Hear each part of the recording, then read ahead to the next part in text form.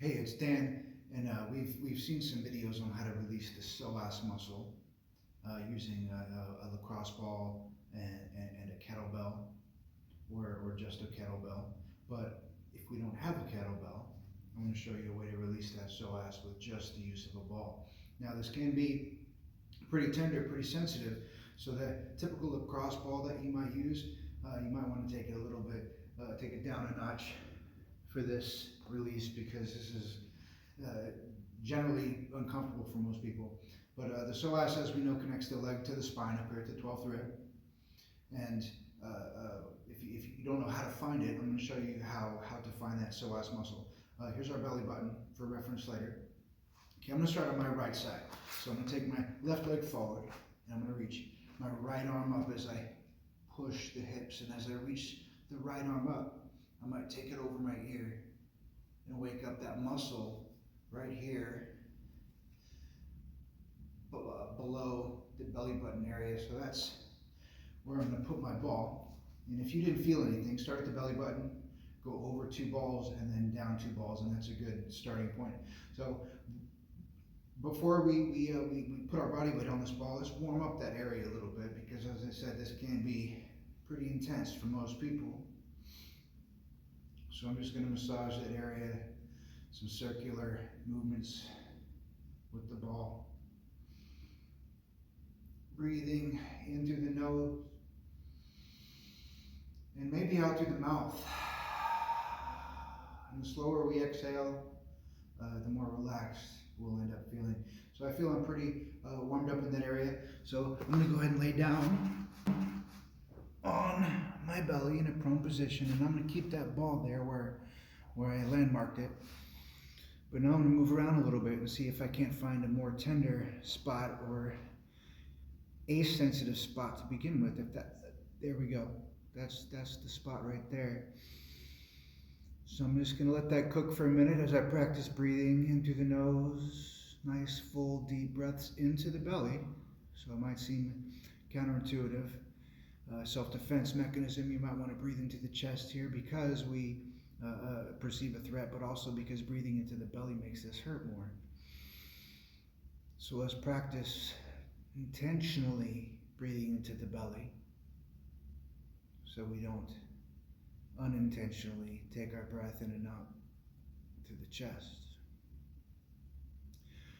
Now I'm going to be breathing out through my mouth just because I'm going to be talking to y'all, but if you can, I'd like you to maintain a nasal breath in through the nose, out through the nose.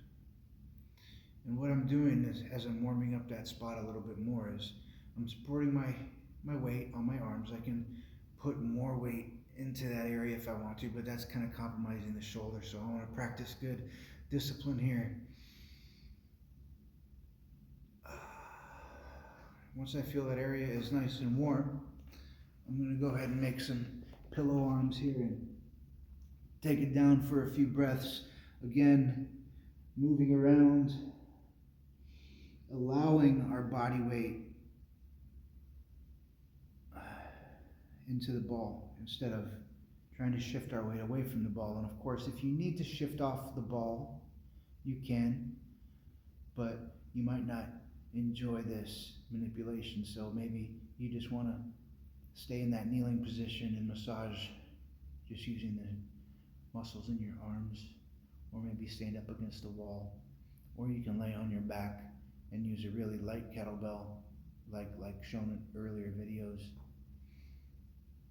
But this is if we don't have a kettlebell, we want to lay on top of that ball, and it's almost easier for me to relax in this position than it is supine with the kettlebell on me. But I'm up talking to you. You should be down here resting, relaxing. So our first manipulation is a cobra pose. So I'm going to plant my hands underneath my shoulders, spread my fingers nice and wide, and I'm not pushing. I'm pulling my palms towards me as I try to peel my chest and my rib cage off the floor, and I can feel what I'm doing as I do this position. I'm lengthening the spine, I'm lengthening the psoas as well. So I can feel that tightness, that tenderness, and I'm going to lean into it just because I do this all the time and I'm used to it, but you don't have to. I'd like you to tolerate a little bit of discomfort though, maintain that nasal belly breath. So you hang out here for, 2 seconds, 10 seconds, 15 seconds, and then we'll come back down to those pillow arms and soften the abdominal muscles again as we lay on that ball, because the psoas is behind our abdominal muscles, so this is going to feel close to an abdominal release, but it's more of a hip and the low back release.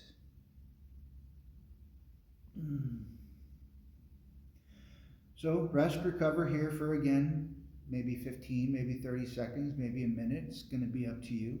Our next manipulation is going to be what we call Sphinx pose in yoga. I'm going to come up into that Sphinx shape with my elbows under my shoulders. And again, I'm going to pull the floor towards me as I try to reach my chest up towards the ceiling. Again, lengthening that psoas muscle. And I can just breathe into this, or I can move around and I can look for the spots that I think I need to focus on a little more.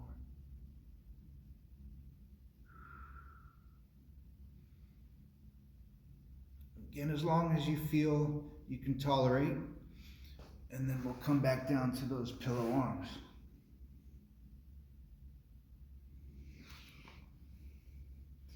Now the psoas, as we mentioned, connects the spine at the 12th rib to the femur, to the lower leg.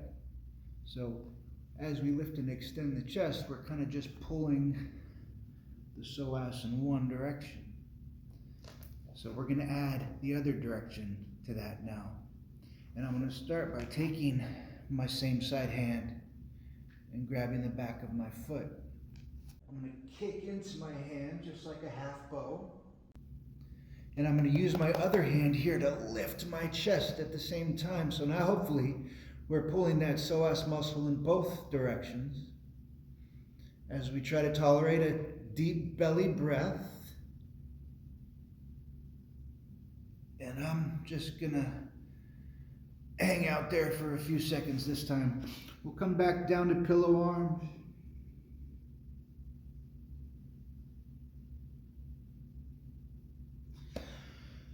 And then again, that should be enough, but if you want to do that again, you can reach back and grab that foot. You can do that manipulation or any of the manipulations that we went over today as many times as you want.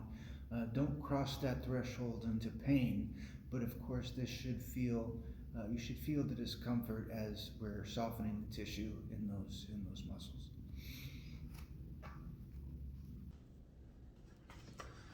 Now if you can't reach back and grab your leg, you can use a block to position under your knee. I hope that helped out. Don't forget, this is a great opportunity to practice breath control, right? It's going to keep us nice and calm in these uncomfortable positions. And the more we practice nasal and diaphragmatic breathing, the better we get at it, right? So remember, movement is medicine, and I hope this helped. Thanks.